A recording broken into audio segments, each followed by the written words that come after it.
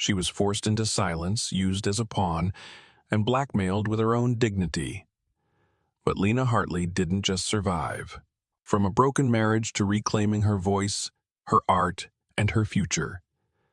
This is a story of quiet rebellion, relentless courage, and a love that saw her when she couldn't see herself. Who was the man that stood by her side? And how did she finally break free from the man who once owned her name? Where are you watching from? Let us know in the comments. And don't forget to subscribe for more stories that heal, empower, and stay with you. New York City glittered beneath a sky of glass and steel, its heartbeat pulsing through neon lights and taxi horns, where dreams were bartered in boardrooms and broken on subway steps.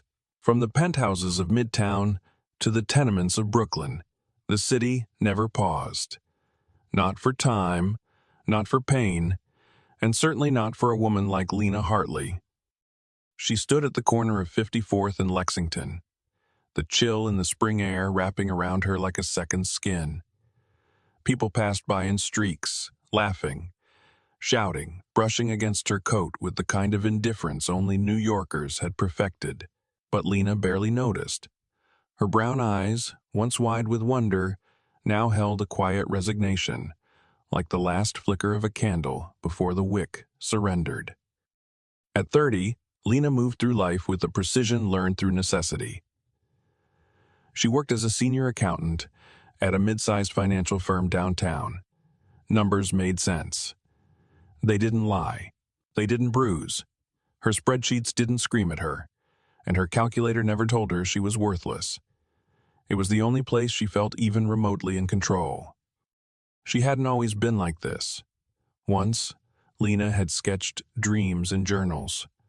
Sun-drenched art galleries filled with her brushstrokes, sidewalk art stands blooming with color and freedom. That version of her was gone, buried beneath years of forced silence and cold stares. Now she wore navy slacks, tied her curls into tight buns, and smiled when expected. At home, she shared a high-rise apartment in Murray Hill with her husband, Max Grayson, a man as charming in public as he was cruel in private. He was 3 years older, magnetic in a tailored suit, and the kind of man who turned heads at business conferences and dinner parties. But behind closed doors, his words cut deeper than any knife. The first time he raised his voice, she told herself it was stress. The first time he used her father's name as leverage, she understood the truth. He never loved her. She was a means to an end, a pawn on his personal chessboard. Max worked in advertising, a senior executive at a firm on Madison Avenue, where campaigns were spun from manipulation and ambition. He built brands like he built his life, through strategy and dominance. And right now, his career teetered on the edge of a major promotion, one dependent on securing a multi-million-dollar deal with a rising tech company. That company was Bennett Dynamics, and its CEO was Cole Bennett. Lena had never met Cole, but she'd heard the rumors. A self-made billionaire at 35, Cole was the youngest tech magnate to make Forbes' top list. They called him brilliant, cold, untouchable, a machine in a 3-piece suit. He rarely gave interviews, rarely smiled, but Max wanted him, wanted that contract. And he'd decided Lena was the key to sealing the deal. It was the afternoon of the gala, and Lena stood in their apartment's bedroom, staring at the dress Max had thrown onto the bed. Deep red, backless, designed not for elegance, but for control. She held it up like it might burn her. "Max, this isn't," she started. He didn't even look up from his cufflinks. "You want your father to stay on that machine, right?" he said flatly. "Then you'll wear the damn dress. You'll smile. You'll find Cole Bennett, and you'll do whatever it takes to make him sign." Lena's breath caught. Her heart beat like a fist in her chest. Richard Hartley, her father, had been in and out of hospitals for years, his heart failing more with each season. The machine that kept him alive cost more than Lena could ever afford. Max paid the bills. It was the only reason she hadn't run. The only reason she hadn't screamed. "I mean it, Lena," he added, eyes finally rising to meet hers. "No signature, no more payments. Let's see how long he lasts without it." She clutched the dress in trembling hands, the fabric cold, unfamiliar. And in that moment, a quiet part of her snapped, not the part that fought back, but the part that had always hoped. She slipped into the gown, let her hair down as instructed, and let her dignity fall to the floor like an old coat. Later that night, the city would shimmer with promise, and Lena would knock on a door she never wanted to face, heart-pounding, unaware that beyond it stood a man who'd see her not as bait, but as something far more dangerous. Someone worth saving. The car ride to the gala was silent, save for the soft jazz humming through the speakers and the occasional sigh Max let out whenever traffic slowed. Lena sat beside him, her hands folded tightly in her lap, nails digging into her palm through sheer instinct. The red dress clung to her like a secret, its fabric smooth and cold, every thread a reminder that tonight, her body wasn't her own. The city lights flashed by outside the tinted window, gold and blue streaks of distraction. She kept her eyes on them, unwilling to meet Max's reflection in the glass. He glanced over at her once, adjusting the collar of his charcoal gray suit. "Try to smile when we get there," he muttered. "No one wants to talk business with a woman who looks like she's being led to the guillotine." Lena didn't respond. She'd learned long ago that silence worked better than words. Words invited argument. Silence bought peace, or at least something that looked like it. As the car pulled up to the Grand Regency Hotel, her stomach twisted. Doormen in tailored coats opened the doors with crisp, rehearsed gestures. A red carpet stretched into the lobby like a tongue eager to swallow her whole. Inside, chandeliers the size of small cars glittered overhead, casting prisms of light across polished marble floors. The gala was already in full swing. Laughter, music, the clink of crystal against crystal. Max placed a firm hand on the small of her back, guiding her like an object on display. She took a deep breath, squared her shoulders, and stepped into the glow, the mask slipping on with practiced ease. "Cole's here," Max whispered as they passed a server balancing a tray of champagne. "I saw his name on the VIP list. He's upstairs in the penthouse suite, finalizing details with the board. We'll time it right. Give him something he won't forget." Lena's mouth went dry. She reached for a glass of water from a nearby table and sipped, hoping to hide the tremble in her hands. "Max," she said softly, "you can't seriously mean for me to." He turned, his expression cutting through her like broken glass. "You think I'm bluffing?" he hissed. Low enough for only her to hear. "This is bigger than you, Lena. Bigger than your delicate little conscience. You're going up there. You're going to make sure Cole signs, or your father takes his last breath by sunrise." Her heart slammed against her ribs. She opened her mouth to argue, to plead, but his hand tightened on her arm, just above the elbow. She winced, and he leaned in, his breath hot against her ear. "Don't screw this up." The words echoed as he led her across the ballroom and into the private elevator reserved for VIP guests. The ride up felt endless. Lena counted the floors silently, each number a countdown to a moment she couldn't escape. When they reached the top, the elevator doors whispered open to reveal a hushed hallway lined with gold sconces and thick cream carpet that swallowed the sound of their steps. They stopped at a door marked phone. Max turned to her, removing her coat with a jerk. The cold air bit into her bare shoulders, and she instinctively crossed her arms. "Uncross them," he snapped. "You're not here to look shy." "Please," she whispered, her voice breaking. His hand gripped her wrist. "Knock. Say you're my apology for being late." Smile.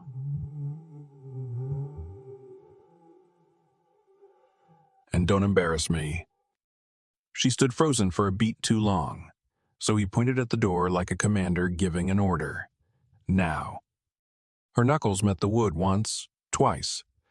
The sound was faint, almost lost in the silence. The door opened moments later, revealing Cole Bennett in a crisp white shirt, sleeves rolled to his forearms, his expression calm but curious. Lena stumbled slightly, caught off guard by his presence. He was taller than she imagined, more commanding. Her words caught in her throat, but her body moved forward. Like a marionette pulled by strings she couldn't cut. "I'm sorry," she said, barely above a whisper. "I didn't want to come." Cole caught her as she faltered, his hands steady on her arms. She looked up at him, tears brimming, humiliation pouring from her every breath. Behind her, Max was already gone, his footsteps retreating down the hall, the elevator doors closing like the lid on a coffin. And Lena stood there, shaking, ashamed, trapped. Until Cole, unexpected, unreadable, shut the door gently behind her. Cole didn't speak at first. He just looked at her. Really looked at her, with a furrow of concern pulling between his brows, as if trying to make sense of what had just walked through his door. Lena stood stiffly, arms wrapped around herself like armor, her breath shallow, her gaze locked somewhere near the floor. The dress shimmered under the soft lighting of the suite, but there was nothing glamorous in the way she wore it. It clung to her like a wound, every inch of fabric, a betrayal she hadn't chosen. "I'm sorry," she said again, her voice cracking. "I know this is strange. I didn't have a choice." Cole's jaw clenched, a subtle but unmistakable shift. He set the folder of papers in his hand onto the glass coffee table and moved closer, his footsteps slow, deliberate. "What's going on?" he asked, his tone calm but edged with steel. Lena's lips parted, but no words came. She shook her head, eyes glassy. It was all too much. The dress, the suite, the shame curling up her spine like smoke. She felt exposed in every way a person could be. Finally, she whispered, "My husband, Max. He told me to come up here," said. Cole's gaze sharpened, but not at her. Never at her. It was the kind of shift that made the air feel heavier, like a storm approaching. "He's trying to sell me a contract," she continued, blinking back tears. "And I guess I'm part of the pitch?" She stood there trembling, expecting disgust, maybe anger. She braced herself for judgment. But instead, Cole moved to the coat rack, took his suit jacket, and crossed the room. Without a word, he draped it over her shoulders. It was heavy, warm, smelled faintly of cedar and something clean. She gripped the lapels like a lifeline, fingers knotting into the fabric. "Sit," he said gently, motioning to a velvet armchair by the window. "Please." She obeyed, her knees weak. He took the seat across from her, leaning forward, elbows on his knees, watching her like she might vanish if he blinked. "What's your name?" he asked. Lena Hartley." He nodded slowly, committing it to memory. "Tell me what he's holding over you." She hesitated, and for a moment he thought she might fold in on herself again. But then she spoke. Quiet at first, then clearer with each word. "My father. He's sick. Congestive heart failure. There's a machine keeping him alive. Max pays for it. Every month. And he said, if I didn't come here tonight, if I didn't convince you to sign his contract, he'd stop paying." Cole exhaled through his nose, sitting back in his chair, his fingers steepled beneath his chin. He didn't respond right away, didn't offer pity or outrage. Just silence, but it wasn't empty. It was listening. Lena couldn't look at him. "I don't expect you to care. I I didn't know what else to do. I didn't think you'd actually answer the door. I didn't expect anyone, he said, voice low, especially not someone being used like currency. She looked up then, surprised by the quiet rage in his tone. Rage not for her, but on her behalf. For a moment, her breath hitched. No one had stood up for her in years. Not really. Not since her mother passed. Not since Max twisted her life into something small and narrow. You're not here because of him anymore, Cole said, rising to his feet. You're here because I want to help. Her brows pulled together, unsure. Why? Because I see you, he said plainly, his voice steady, and I don't look away. Something cracked inside her. Something fragile and aching. She didn't know this man. But in his presence, for the first time in years, she didn't feel invisible. He didn't treat her like a transaction or a burden. Just a person. A woman caught in something too cruel to carry alone. Cole picked up his phone and stepped aside. She heard him speak a few names and phrases she didn't recognize. Something about background checks and dates. He ended the call quickly, then returned to her side. You don't have to go back tonight, he said. Stay here. There's a guest room. Clean sheets. A lock on the door. And no one will touch you unless you want them to. She stared at him, stunned by the gentleness in his offer. Why are you doing this? She asked. He hesitated, then leaned in. Because I think you've forgotten what it's like to feel safe. And I want you to remember. Lena sat curled on the edge of the guest bed, Cole's jacket still wrapped around her like a shield. The room was softly lit, its walls painted in muted blues and grays, a peaceful contrast to the panic that still throbbed faintly beneath her skin. She could hear the quiet hum of the city, outside, muffled through double-glazed windows, distant but steady, like a reminder that life continued even when hers had stopped making sense. She hadn't taken the dress off. She couldn't. It felt glued to her now, a second skin she couldn't peel away. Instead, she clutched the lapels of the jacket tighter, grounding herself with the weight and scent of it. Clean, masculine, coffee. She didn't cry. She wanted to, but years of holding it all in had made the tears slow to come. Her throat ached with everything she hadn't said, and now it was too late to pretend she was okay. Cole hadn't pressed her when he showed her to the room. He simply opened the door, told her to rest, and promised the hallway would stay quiet. Then he'd left. Not in a rush, not annoyed. Just, respectfully, like she mattered. The clock on the nightstand read 2:12 a.m. When she finally spoke, more to herself than to anyone else. It started the night we got married. The words surprised her. Maybe she needed to say them out loud, to let the truth finally have air. She stared at the ceiling as memories bled through the dark. We got married in Brooklyn. Small ceremony. My dad was there, smiling like it didn't matter that Max hadn't invited his family. I wore a dress I made myself. White cotton, nothing fancy, daisies in my hair. I thought it was perfect. She paused, her fingers rubbing a fray in the fabric of the jacket sleeve. That night, Max said we had to make a quick stop at a hotel bar downtown. He had a pitch in the morning, wanted to meet a client ahead of time. I didn't think twice. I trusted him.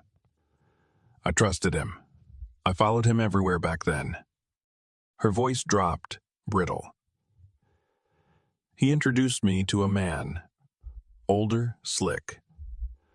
The kind who called women sweetheart and touched your arm too long. Max handed me a glass of wine and whispered, "Be nice, we need him to sign off." So I smiled. I drank. She closed her eyes, forcing herself to continue. Everything blurred after that. I remember trying to stand, and Max wasn't there anymore. The man guided me to a booth. I don't remember what happened exactly, but I know nothing. Nothing happened the way Max said it did. I passed out. When I woke up, I was in our apartment. Max showed me pictures. Me, slumped in the booth, my dress slipping off one shoulder. Her hand trembled against the jacket's collar. He said I embarrassed him, that I ruined the deal, but he got the contract anyway, and he kept the photos. She laughed then, quiet and humorless. He said one word from him, and he'd send them to my dad. Said it would break his heart, maybe even kill him. He's been using them ever since, threatening, controlling. I stayed quiet. I stayed his. The door creaked softly, and she startled. But it was only Cole, standing in the threshold with a mug of something warm. I made chamomile, he said. Didn't want to wake you, but I thought maybe you couldn't sleep. She looked at him, the weight of her confession still fresh on her lips. She expected him to pity her, maybe even look away like most people did when things got too raw. But he didn't. He walked over, handed her the mug, and sat on the floor at the foot of the bed like he wasn't a tech mogul, but just a man trying to offer comfort. I'm sorry, she whispered. He shook his head. Don't be. He's the one who should be sorry. You didn't deserve any of that. She stared into the mug, steam curling like ghosts toward the ceiling.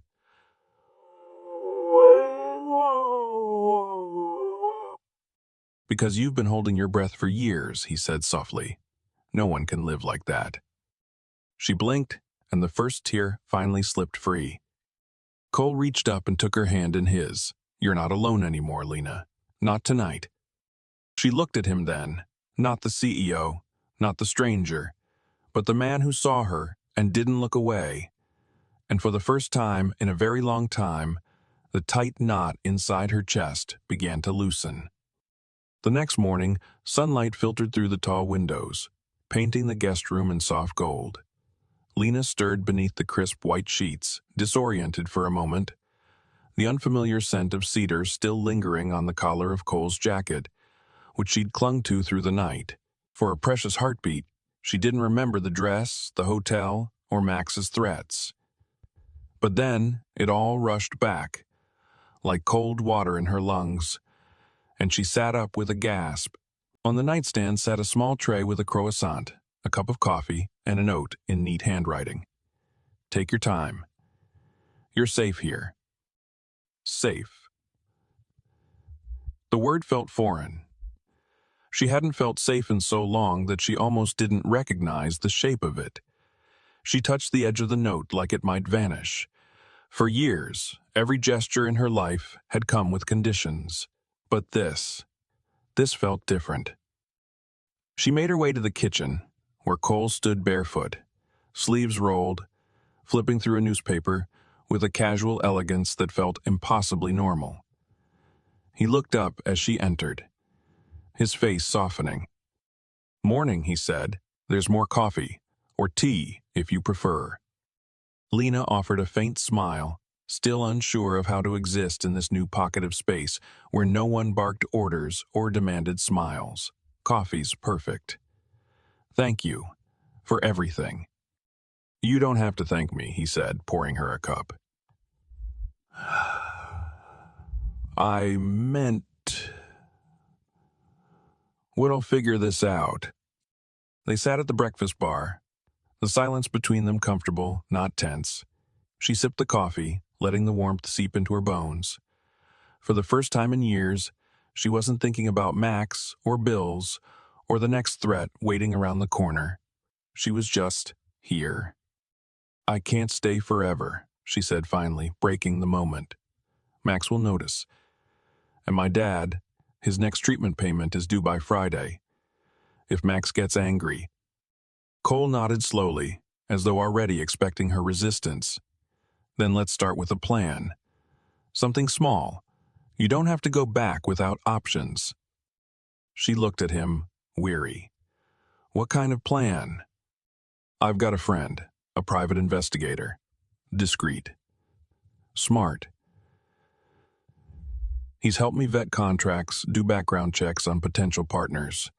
I already asked him to dig into Max's history. If there's anything I can use to protect you, I'll find it. Lena set her cup down, fingers tightening around the ceramic. He's careful. He doesn't leave a trail. He's probably burned anything that could be used against him. Cole's eyes narrowed just slightly. Everyone makes mistakes. Even Max.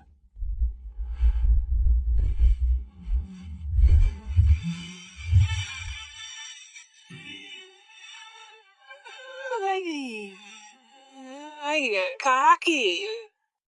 She watched him for a moment, the way he spoke with quiet certainty, not bravado. He didn't make promises he couldn't keep, but he also didn't hesitate to try. Later that evening, after Lena returned to her apartment to find Max out for the night, she texted Cole a simple thank you. His reply came within minutes. Time. You're not alone in this. That message became an anchor. Over the next few days, Cole found ways to see her again. He called her office, pretending to be a potential client with tax questions, and asked if she could meet after hours. The pretense was thin, but Lena didn't care. She said yes. The first time she stepped into his office at Bennett Dynamics, the space was quiet, glass-walled, with the skyline glittering behind him like a city of promises. She stood by the doorway, unsure, until he handed her something from a paper bag. A sweater, he said, holding it out. Soft gray wool. Simple. Kind. I figured that dress probably wasn't your style. Lena smiled, surprised by how deeply that one gesture touched her. She pulled the sweater over her blouse and hugged it close. Thank you. You have no idea how much this means. They didn't talk about Max that night. Instead, they spoke of her life before, her art, her dreams of opening a small studio, the notebooks she used to fill with sketches before Max convinced her it was a waste of time. Why'd you stop? Cole asked gently. She shrugged. He said, I wouldn't make it. That it was childish. He leaned forward, his eyes locked on hers. He's wrong. Lena laughed, the sound catching her off guard. She hadn't laughed like that in years. And the look in Cole's eyes, quiet, steady, warm, made her want to believe she could be more than what Max had reduced her to. As the city glowed beyond the windows, Lena realized something was shifting. Cole wasn't just offering her a place to hide. He was handing her the pieces of herself she'd almost forgotten, daring her to put them back together. Autumn crept into the city like a whispered promise, wrapping the sidewalks in amber leaves and cool wind. Lena found herself walking through Central Park more often, drawn to the quiet rustle of trees and the occasional crunch beneath her boots. It had become their meeting place. Hers and Cole's. A hidden corner of the world where no one watched, no one whispered, and the past couldn't breathe down her neck. She would leave the office late, telling Max she had a deadline, which wasn't a lie. The real deadline was the one in her soul. The quiet countdown of how long she could continue living as someone else's shadow. Cole would wait for her near the Bethesda fountain, sometimes holding coffee, sometimes flowers, always with that steady gaze, like he was anchoring her to something real. One evening, as the wind picked up and clouds rolled low over the skyline, he handed her a small, worn notebook. She recognized it instantly. Her old sketchbook, the one she thought she'd lost years ago when Max had swept through the apartment in a rage, clearing out anything he deemed a distraction. I found this in the bottom of a box in storage, Cole said, brushing a thumb over its corner. You mentioned it once. I had someone look. Lena took it with trembling hands, flipping through pages filled with soft lines. Flowers, streetscapes, portraits of imagined people. A part of her she hadn't dared revisit stirred. Her throat tightened. I thought he threw it out. He tried, Cole said, but not everything that's buried stays lost. They sat on a bench, the sketchbook between them like a fragile secret, and she told him about the art cart she once dreamed of setting up near the subway. She'd even designed a tiny logo. Hartley's colors. Max had laughed when he saw it, said she'd embarrass herself. You could still do it, Cole said. Start small. Set up near a market. I'll be your first customer. She smiled, a real one this time, and it stayed longer than the others. You'd buy bad watercolor tulips. I'd buy them all, he said simply. That night, for the first time, she reached out to take his hand, not by accident, not in fear, but because she wanted to, and he didn't pull away. His fingers curled around hers with a warmth that said everything she wasn't ready to say out loud. Not yet. Meanwhile, back at home, Max grew restless. He noticed her shifts. The way she walked taller, the way her silence was no longer submission, but distance. She didn't flinch when he raised his voice. She didn't apologize as quickly. Her phone's locked now, her schedule more carefully guarded. One evening, he followed her. He trailed her cab through the city, weaving between cars until it stopped near the park entrance. She stepped out, her hair caught in the wind, and disappeared into the trees. He followed, but the crowd swallowed her. By the time he reached the fountain, she was gone. Rage simmered beneath his polished surface. He returned home, drank too much, and waited. When she walked through the door, he was in the kitchen, glass in hand, tie loosened. "Where were you?" he asked, voice low, almost gentle. She didn't flinch. "Work." His eyes narrowed. "Late night again, huh?" "You wanted me to handle more clients," she replied, removing her coat with practiced ease. "I am." He didn't argue, not directly, but the tension lingered, thick like smoke. Over the next few days, he searched her phone when she showered, found nothing. She was careful. Her texts to Cole were vague, never revealing, but she felt Max's suspicion growing like a storm on the horizon. Still, Lena pressed forward. She dug out art supplies from the back of a closet, smudged with dust in the past, and began sketching again. One night, she brought her latest drawing to Cole. A simple cluster of lilies inked in delicate strokes. "I found this one in my head while I was on the train," she said, cheeks pink. Cole studied it, then looked at her like she'd hung the moon. "It's beautiful. You're beautiful." She stared at him, caught off guard, but she didn't look away. "You don't need his permission," he said gently. "You never did." And in that moment, as she leaned into the warmth of his hand, Lena felt something she hadn't dared feel in years. Hope. Not just for escape, but for a life she might finally call her own. Max stood at the window of their apartment. The city skyline stretched out like a map of his dwindling control. He watched Lena move around the kitchen, her movements smoother now, quieter, but not in the way he liked. There was a new stillness to her, one that didn't bend under his gaze anymore. She didn't ask for his approval when she bought groceries. She didn't flinch when his voice sharpened. It was as if she were disappearing from under his roof without ever stepping out the front door. And that scared him more than anything. He knew something was happening. The late nights, the quiet confidence that had begun to replace her silence, the way she no longer wore the perfume he liked or folded his ties with that careful precision she used to. She was slipping, and he was losing grip.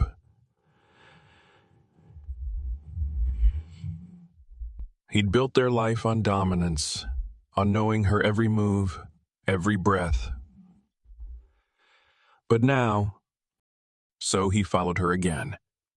This time, he waited until she left work, her coat pulled tight against the wind. She didn't take a cab. She walked, weaving through the streets like someone with a destination too precious for taxis. He stayed far enough behind not to be noticed. eyes locked on her small frame. She turned onto 72nd Street, then ducked into Central Park. Max hesitated. He hated the place. Too open, too dark. But he followed anyway, determined. But the park swallowed her again. He circled the fountain, scanned the benches. All he saw were strangers, lovers, joggers, families, no Lena, no trace. It was like she disappeared into the trees, leaving only the echo of footsteps he couldn't follow. By the time he returned home, his temper was raw. He waited in the dark, a drink in his hand, and when Lena walked through the door, the tension hit like static. "Where were you?" he asked, too calm. She didn't even flinch, working late. He stepped closer. "You don't bring work home anymore. You barely speak to me. You're hiding something." She looked him in the eye, unblinking. "Maybe I've just stopped pretending." His hand twitched at his side, but he didn't raise it. Not now, not yet. Instead, he smiled, a slow, venomous curl of his lips. "Careful, sweetheart. We both know what I'm capable of." She nodded, stepping around him. "We do." In the following days, Max combed through her things. Her phone was clean, her drawers untouched. But something was wrong. He could feel it. She was guarding herself in a way he hadn't seen before. She had secrets now. And that was dangerous. Meanwhile, Lena's quiet revolution continued. She and Cole met whenever they could, at cafes, in the rooftop garden above his building, or tucked in the corner of a quiet bookstore downtown. They didn't always speak. Sometimes they just sat side by side, their silence full of meaning, of questions left suspended between them. One night, after a rainstorm had swept the city clean, Lena showed him her latest sketches, an entire series inspired by their walks, tulips bent in wind, a man's coat draped over a woman's shoulders, a hand holding another, just tightly enough not to let go. "I'm thinking about doing it," she said softly. "Starting with a cart, maybe in Union Square." Cole beamed. "I'll be there every day, promise." She laughed, a sound he'd come to crave, and for the first time, he reached up and tucked a loose strand of hair behind her ear. She froze, but didn't pull away. "You're different now," he said. "I'm remembering who I was," she whispered. He nodded, his gaze soft. "She's remarkable." But neither of them knew that Max had already begun to dig deeper. That he had contacted her boss under the guise of concern, asked questions about her hours, her projects. That he'd bribed a doorman at her building to report any unfamiliar visitors. He hadn't found Cole, yet. But he was close, and his anger was growing like a flame licking dry kindling. Lena, for her part, kept moving forward, unaware of the storm he was about to unleash. With every stolen hour she spent with Cole, with every sketch she dared to finish, she stitched back pieces of a soul she thought was lost. She didn't know what was coming, but for now, she had hope. And that, for the first time in years, was enough. Cole stood at the edge of the rooftop garden, the city's pulse beating beneath his feet. The autumn breeze tugged at his sleeves as he stared out at the skyline, trying to shake the unease building in his chest. He'd spent years navigating boardrooms, reading markets, negotiating billion-dollar contracts. But this was different. This was different. This was personal. And the stakes weren't just financial. They were flesh and blood. They were Lena.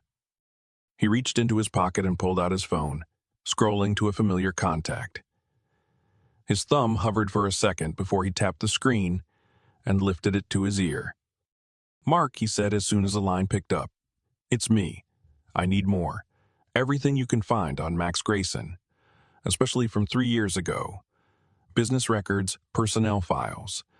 Anything that connects to Lena or that car dealership contract he landed around their wedding." On the other end, Mark's voice was calm and steady, a grounding force.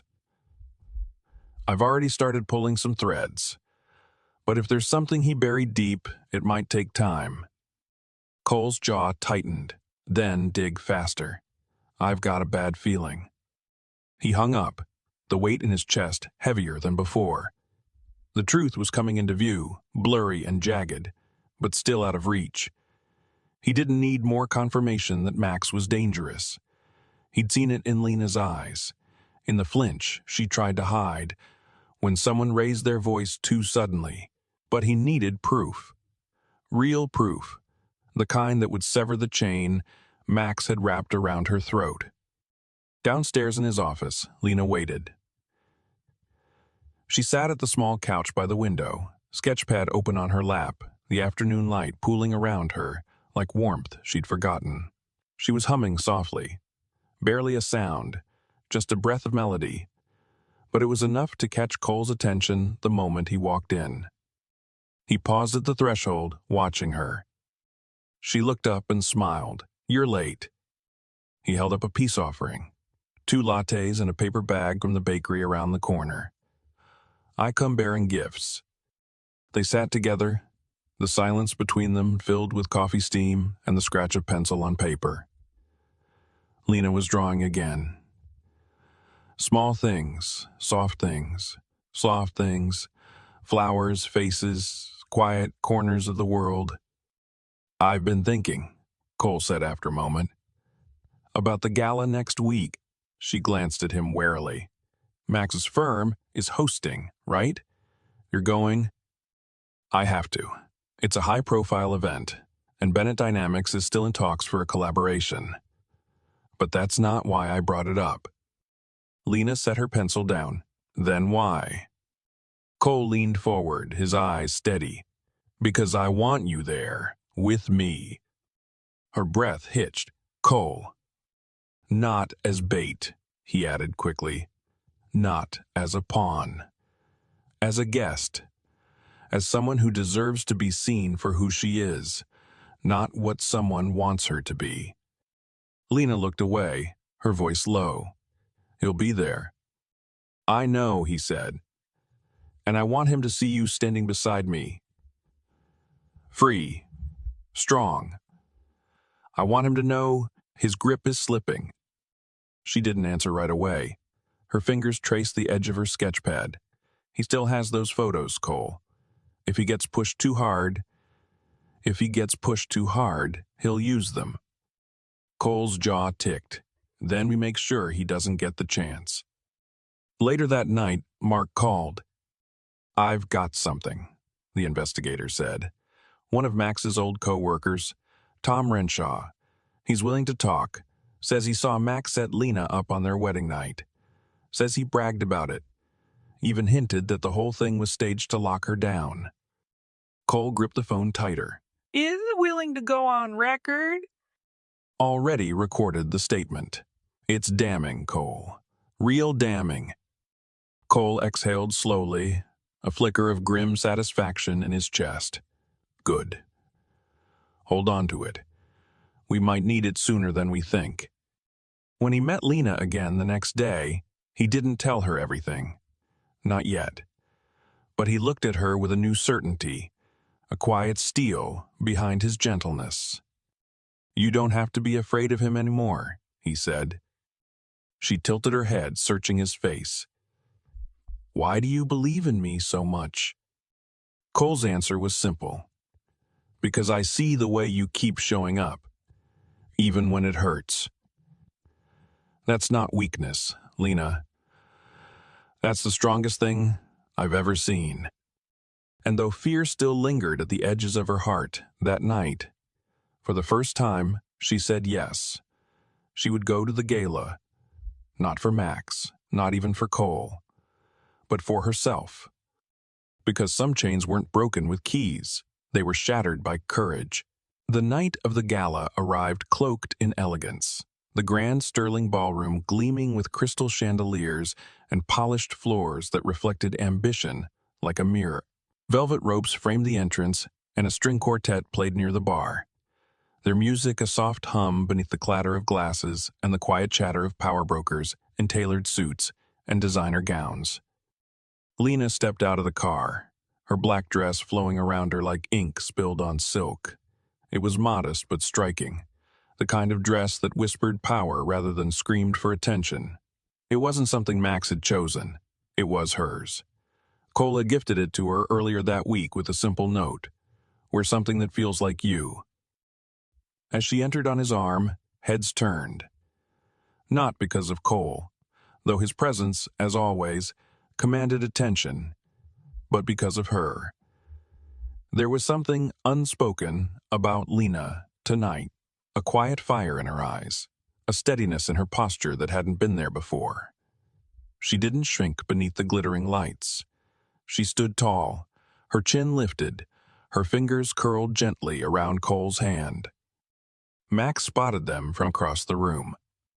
He stood near the bar, his jaw clenched around the rim of a whiskey glass, the ice melting into angry swirls. His suit was sharp, but his expression betrayed him. Tight, rigid, watching Lena like a predator who just realized his prey had learned how to run. She met his gaze, and for the first time, didn't look away. Cole leaned toward her, his voice low and warm. "You don't owe him anything. If he approaches you, you walk away. I'll handle the rest." Lena nodded, her hand tightening around his just slightly. Cole smiled, subtle, proud. That's because he doesn't know what's coming. For the next hour, they moved through the crowd gracefully, making small talk with executives and investors, posing for photos beneath the gold-embossed banners, and exchanging polite greetings with people who whispered Cole's name like it meant something sacred. Lena kept close, but not as a shadow. She wasn't a guest in someone else's power tonight. She was part of it. Meanwhile, tucked safely into Cole's inside pocket was a flash drive. On it, the recording of Tom Renshaw's damning statement. Proof that Max had bragged about staging photos on their wedding night, that he'd used those photos to blackmail Lena into silence, that he'd built his career off manipulation and cruelty. Cole hoped he wouldn't have to use it. But if Max made a move tonight, any move, he would burn it all down without hesitation. Eventually, Cole was pulled aside by a small group of investors for a quick meeting upstairs. He gave Lena a reassuring look. 10 minutes, he promised. "I'll be right back." She smiled. "I'll be fine." But the moment he disappeared into the crowd, Max struck. He cornered her near one of the tall windows overlooking the city, his breath sour with liquor, his fingers wrapping around her arm like a shackle. "What the hell do you think you're doing, Lena?" he hissed, parading around with him like you're something special. She didn't flinch. "Let go of me, Max. You think you're free? You think he'll protect you?" His grip tightened. "I've still got the photos. I send them out, and your father, your precious little hero, drops dead from the shame." Lena's breath hitched, but she didn't back down. "You're bluffing. You always bluff." He laughed, low and bitter. "Try me." But then, from behind him, a voice cut through the noise like a blade. "Get your hand off her." Max froze. Slowly, he turned to see Cole, standing a few feet away, eyes hard, shoulders squared like a storm building in a suit.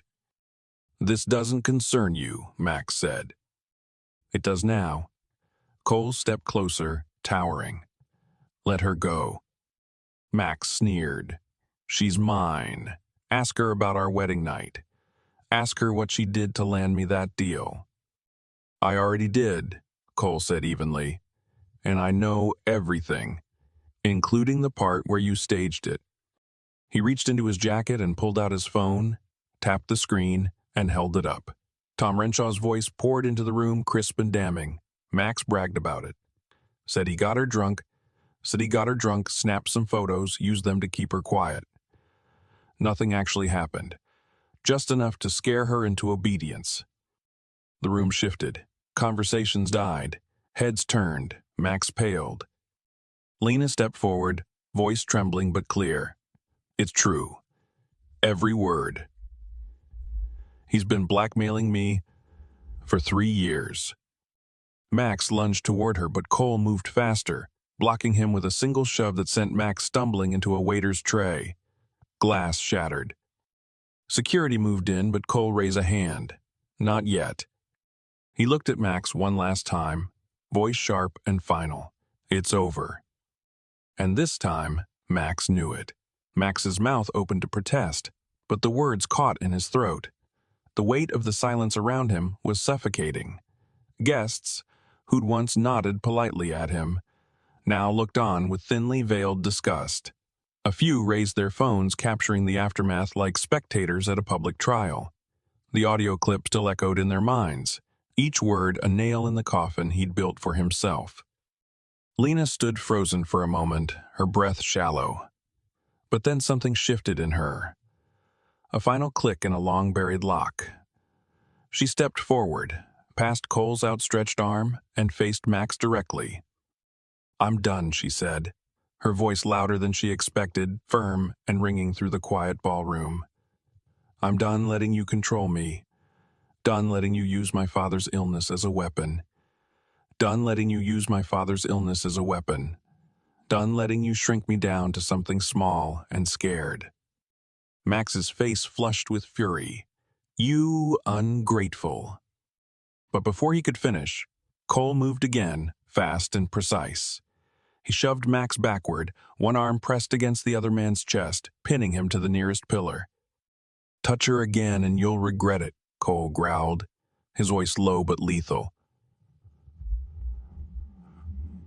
"I've got enough to bury you twice." 2 security guards approached then, dark suits moving like shadows.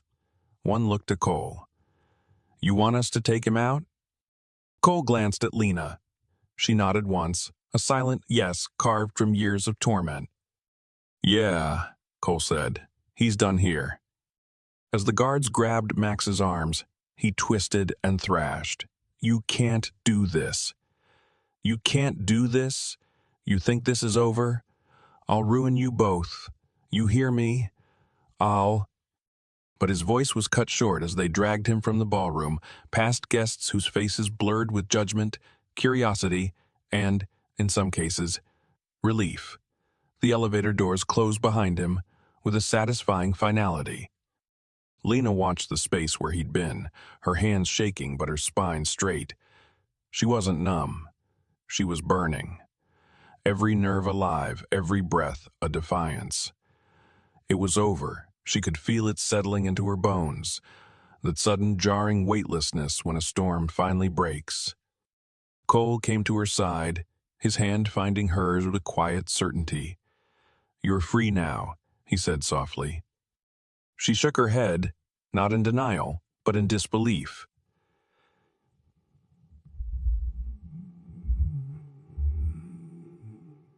"Even if he's gone, those could still hurt my dad." "No," Cole replied. "Not anymore." From the corner of the room, 2 police officers stepped forward, badges glinting under the golden lights. Cole turned to her. "I called them before we arrived, just in case." The lead officer nodded at Lena, then addressed her calmly. "Miss Hartley, we've received a formal statement and audio evidence regarding coercion, blackmail, and fraud. Mr. Grayson is being charged accordingly. We also have a warrant to seize any digital or physical materials related to the incident. Those photos will be confiscated and destroyed as part of the investigation." Lena's breath caught, and for a second she couldn't speak. Then she gave a small, trembling laugh that sounded like relief. Like release. The officer tipped his head respectfully and moved on. Cole pulled her into his arms, holding her steady as the chatter resumed around them in cautious ripples. The spell was broken, the crowd shifting like a tide, unsure of where to settle next. "I want a divorce," she said into Cole's chest, her voice muffled but clear. I want to be done with every part of him. Cole drew back just enough to meet her eyes. Then that's what we'll do. Whatever you need, I'm here. She leaned into him, letting the last pieces of her fear fall away. Around them, the ballroom began to breathe again, but Lena couldn't hear it. Not the music returning. Not the music returning. Not the clinking of glasses. Not the whispers trailing behind them. All she could hear was the quiet thud of Cole's heartbeat, steady and real beneath her ear. They stepped out onto the balcony together, the night air cool and sweet after the heat of the confrontation. The city shimmered beneath them, endless and alive. "You were incredible in there," Cole said, his voice like a hand at the small of her back. Lena smiled faintly, her gaze on the skyline. "I didn't do much. You stood up to him. That's everything." She turned to look at him, and this time, when her eyes filled with tears, it wasn't from fear. It was from the weight of her own strength finally being recognized. Finally being hers. "Thank you," she whispered, and he nodded once as if to say always. Inside, the music swelled again, but for Lena, the song had already changed. A year had passed since the gala, but to Lena, it felt like a lifetime had come and gone. The woman who stood behind the wooden counter of her flower shop on the quiet edge of Brooklyn wasn't the same woman who once flinched at her husband's footsteps. That Lena had been made small, caged in silence and fear. But this version, steady hands, soft smile, eyes lit with purpose, had bloomed in her place. The shop was a kaleidoscope of color, its windows misted with morning dew and lined with vases bursting with peonies, daisies, and tulips. She had named it Hartley's Garden, a quiet homage to the dream she'd nearly buried, a place filled with fragrance and warmth where every bouquet told a story. Today's story was softer than most: lavender bundles for a first-time grandmother, blush roses for a teenage boy practicing bravery, and in the corner, like always, sat her father. Richard Hartley rested in the old armchair by the front window, a book in one hand, the steady whir of his oxygen tank humming beside him. He looked stronger these days, less pallid, more present. His laugh more frequent, his eyes brighter. "You've done it, kiddo," he said as Lena tied a ribbon around a bouquet of white carnations. "I always knew you could." She glanced up, smiling. "You're biased." "Damn right," he grinned, tucking a daisy behind his ear. "But I'm still right." His health had stabilized after months of consistent care. Treatments funded quietly by Cole, who never once asked for credit. He simply found the right doctors, covered the impossible bills, and stood by Lena as she moved into a new apartment near Prospect Park. Cole had even negotiated the lease on the shop, finding a small space with ivy on the brick and windows, wide enough to catch the afternoon sun. Lena had cried the first time she turned the key in the lock. Max had tried to stop her, of course. But after the gala, after the charges were filed and the evidence submitted, the court proceedings moved quickly.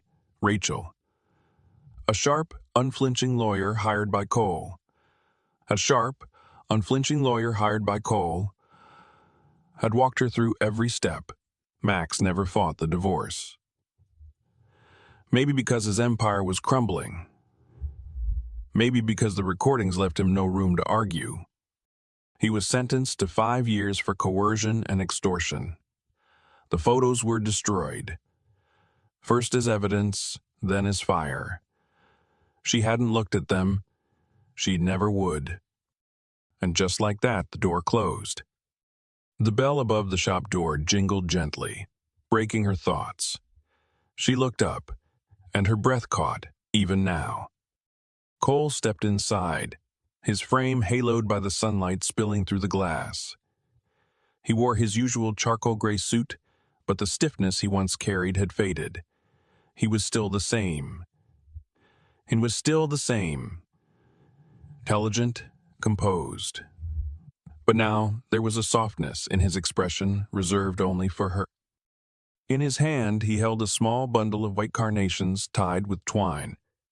"For you," he said, setting them gently on the counter. Lena took them, her fingers brushing his. "You're spoiling me. You say that like I'll stop." She laughed, but paused when she saw something in his eyes. Something quieter, deeper. He looked nervous, and that alone made her heart flutter. Cole Bennett was never nervous. "What's wrong?" she asked softly, setting the flowers aside. "Nothing's wrong," he said. "Everything's right. That's why I'm here." From his pocket, he pulled a small velvet box. Lena stared, lips parted, heart hammering. "Lena, Lena," he said, stepping closer, his voice low so Richard wouldn't hear. "I've spent the past year watching you build this. Watching you find yourself again. I loved you the first night you walked into my suite. Scared but unbroken. I've loved you through every flower, every step forward. Every step forward. Every step forward. Don't promise you the world, because you've already made your own. But I promise my world. All of it." He opened the box. Inside sat a simple gold ring, a single diamond catching the morning light. "Will you marry me?" She stood frozen, tears welling in her eyes. Behind her, Richard lowered his book, already grinning but silent, letting her moment breathe. Lena thought of the woman she'd been, of fear and silence. Then she looked at Cole, this man who never tried to rescue her, only reminded her how to rescue herself. "Yes," she said, laughing through tears. "Yes, I will." He slipped the ring onto her finger, his hands trembling, and pulled her into his arms. She fit there like she had from the beginning, safe, whole, loved. Outside, the sun climbed higher, spilling gold across the sidewalk. Inside, the air was thick with the scent of carnations and the sound of her father's slow, joyful applause. And for the first time in her life, Lena didn't feel like she was stepping into a new chapter. She felt like she'd written it herself. The sun dipped low over Brooklyn, casting the cobblestone streets in hues of rose and amber. Lena stepped outside her shop, the soft jingle of the bell marking her exit as she pulled the door closed behind her. Inside, the last golden rays danced across the petals of tulips and roses, painting them in light. Her apron hung on a hook near the register, and her father, dozing in his favorite chair near the window, stirred only slightly as she passed by. The day had been long but beautiful, the kind of day she'd once only dreamed of having. Cole was already waiting just down the street, leaning against a lamppost with his hands tucked into his coat pockets. When he saw her, he smiled, the kind of quiet, reverent smile reserved for moments that feel like home.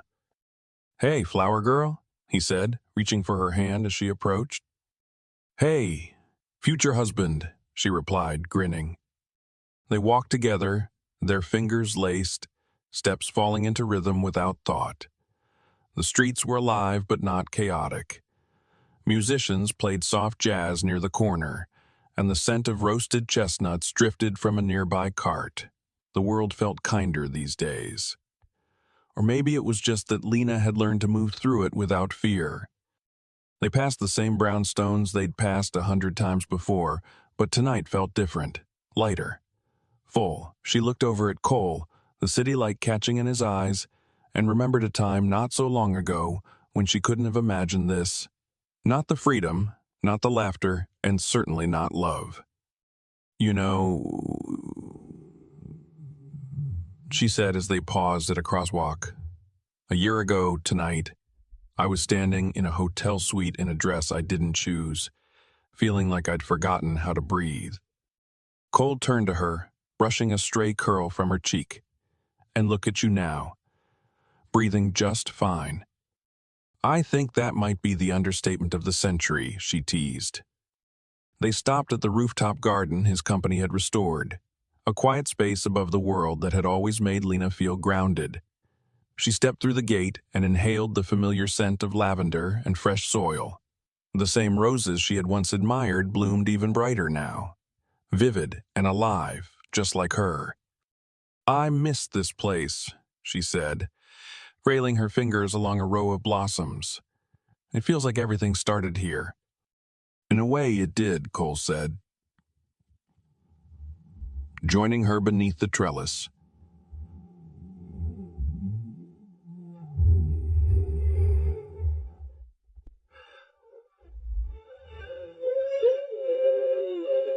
Now you're living. She turned to face him, her expression soft. "And you're part of it." He wrapped his arms around her waist, drawing her close. "Only if you'll let me stay." She smiled, resting her head against his chest. His heartbeat thudded beneath her ear, steady and sure. "You're already part of everything." They stood there for a while, saying nothing, the city glowing beneath them like a sea of stars. Eventually, they walked back home, past her shop, past the corner bookstore, through the quiet streets they'd come to claim as theirs. When they reached her door, Cole paused. "Where to next?" he asked, brushing his thumb over the back of her hand. Lena looked up at him, eyes shining. "Anywhere."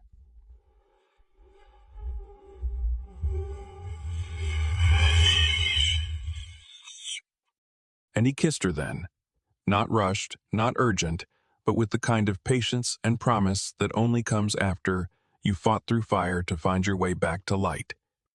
Inside, her father stirred, smiling sleepily as they entered. "Back so soon?" he teased, his oxygen tank humming gently. "Just long enough," Lena said, dropping a kiss on his cheek before turning toward the kitchen to set water for tea. Cole slipped off his coat and helped her, their movements in sync. It was ordinary and perfect. Not every love story needed grand gestures to feel epic. Sometimes it was enough to simply have someone who saw you, truly saw you, and stayed. The night deepened. Tea steamed in mismatched mugs. Laughter danced between rooms. And when they finally curled into bed, his arms around her, her breath even and calm, Lena knew, without doubt, that she had built something beautiful. Not just a shop, not just a life free from fear, but a future. One filled with flowers and morning light, one stitched from courage and love. And as sleep pulled her under, she smiled, knowing the next chapter would be written by her hand, and never again by someone else's. Life lesson from Lena's story. Lena's journey teaches us one of the most powerful truths. You are not defined by your pain, but by the courage it takes to rise from it. For years, Lena lived under the weight of manipulation, fear, and emotional captivity. She sacrificed herself for the people she loved, believing that enduring was the only way to protect them. But in doing so, she lost pieces of herself. What makes Lena's story remarkable isn't just that she escaped a toxic relationship. It's that she reclaimed her voice. She didn't wait to be rescued. She didn't wait to be rescued. She allowed herself to be seen, to be helped, and eventually to heal, with every small step, picking up her sketchbook again, trusting someone new, speaking the truth in a room full of witnesses. She rebuilt her life with intention and dignity. True strength doesn't always roar. Sometimes it's quiet, steady, and deeply personal. Lena reminds us that even in our darkest chapters, we can find the courage to write new ones filled with light, love, and self-worth. No one deserves to live under the shadow of fear, and everyone deserves a life of their choosing. If you found Lena's story moving or inspiring, let us know where you're watching from in the comments. We'd love to hear from you.